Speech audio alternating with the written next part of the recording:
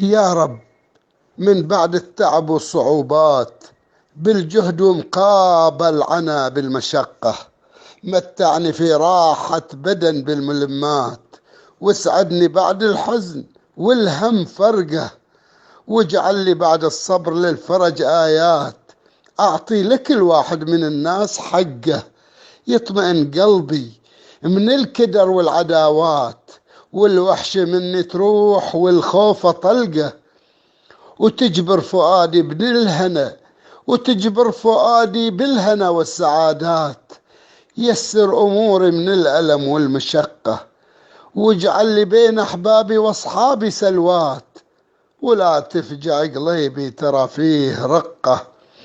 وافتح لي أبواب المقاصد برحمات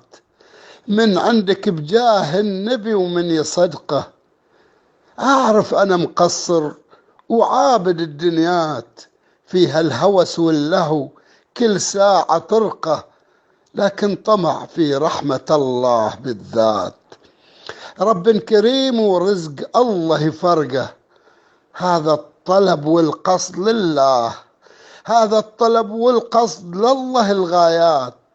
ما أستحق لكن طلبتك بحقه، وانت حبيبه والنبي من البدايات، صل عليه بعالم الدر يبقى يا رب، بحق محمد وآله الطاهرين.